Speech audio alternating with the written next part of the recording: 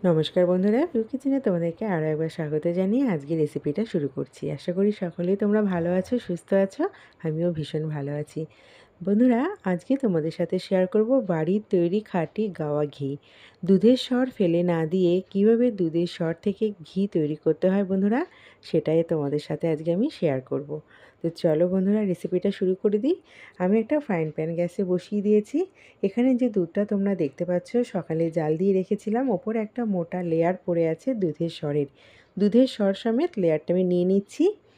দুধের স্বর জমিয়ে রেখে কী করে খাঁটি গাওয়া ঘি তৈরি করতে হয় বন্ধুরা, সেটাই তোমাদের সাথে শেয়ার করব। অনেক সময় দুধের স্বর আমরা ফেলে দিই, কিন্তু আজকের পর থেকে আর কিন্তু কখনোই দুধের স্বর তোমরা ফেলবে না, জমিয়ে রাখতে শুরু করবে।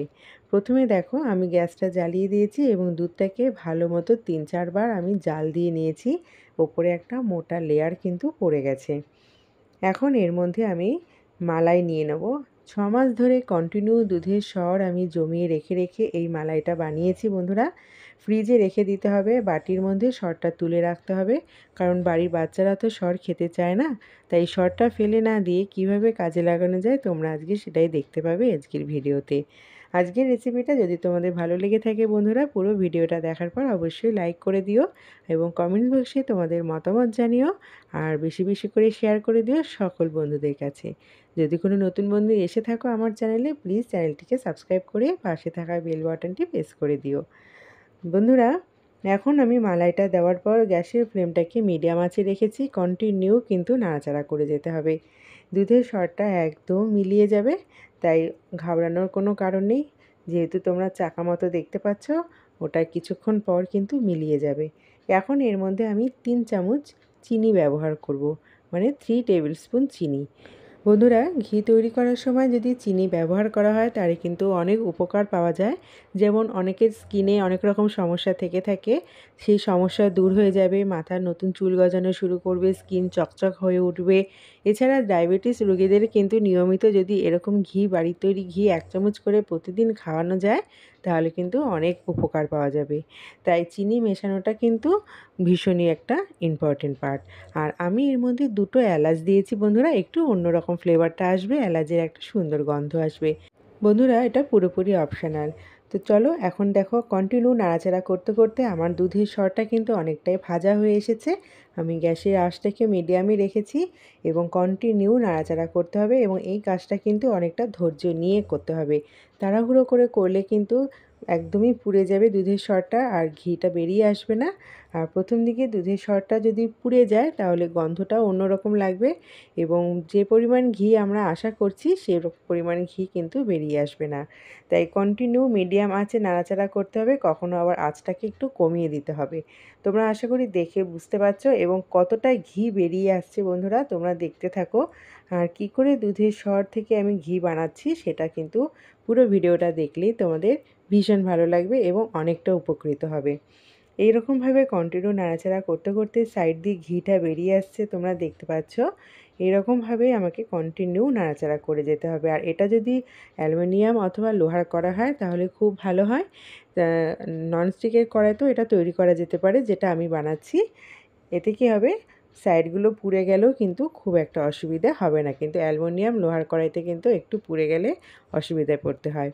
তো বন্ধুরা দেখো, ঘি কিন্তু অনেকটা বেরিয়ে এসেছে এবং দুর্দান্ত একটা স্বাদ এবং গন্ধটাও অসাধারণ লাগছে। বাড়ির তৈরি খাঁটি গাওয়া ঘি, বুঝতেই পারছো কতটা স্বাস্থ্যকর। বাড়ির ছোট বড় প্রত্যেকের জন্য ভীষণ স্বাস্থ্যকর। বাইরে থেকে আমরা যত দাম দিয়ে ঘি কিনি না কেন বন্ধুরা, কিছুটা হলেও কিন্তু ভেজাল মেশানো থাকে। তাই বাড়ির তৈরি খাঁটি গাওয়া ঘি তোমরা তৈরি করে নিতে পারবে চটজলদি, বাড়ির বাচ্চাদের কথা মাথায় রেখে। এখন দেখো, আমি কিছুটা পরিমাণে ঘি আগেই বার করে নিয়েছি, আবারও আমি ঘিটা বার করে নিচ্ছি। এরকমভাবে চাপ দিয়ে দুধের স্বরটা থেকে ঘিটা বার করে নিতে হবে।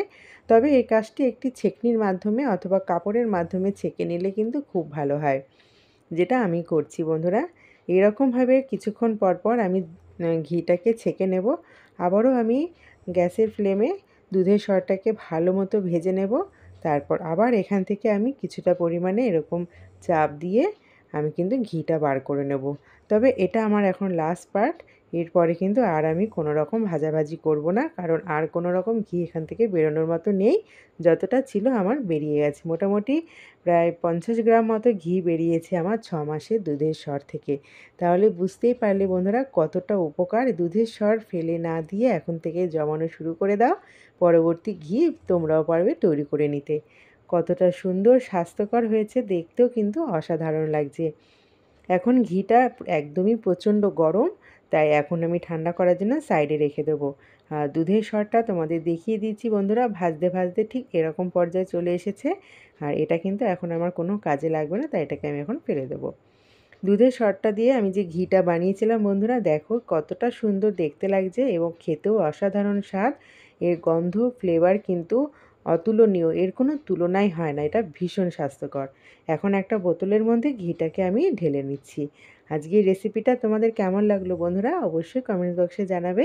আর ভালো লাগলে লাইক কমেন্ট বেশি বেশি করে শেয়ার করে দিও। আর আমার চ্যানেলটিকে প্লিজ সাবস্ক্রাইব করে পাশে থাকা বেল বাটনটি প্রেস করে দিও, যাতে নতুন নতুন রেসিপি আপলোড করা মাত্রই নোটিফিকেশনটা সবার আগে তোমাদের কাছে পৌঁছে যেতে পারে। আমার সঙ্গে এতক্ষণ থাকার জন্য তোমাদেরকে অসংখ্য ধন্যবাদ জানিয়ে রেসিপিটা এখানেই শেষ করছি। চলে আসবো নতুন একটা রেসিপি নিয়ে। টাটা।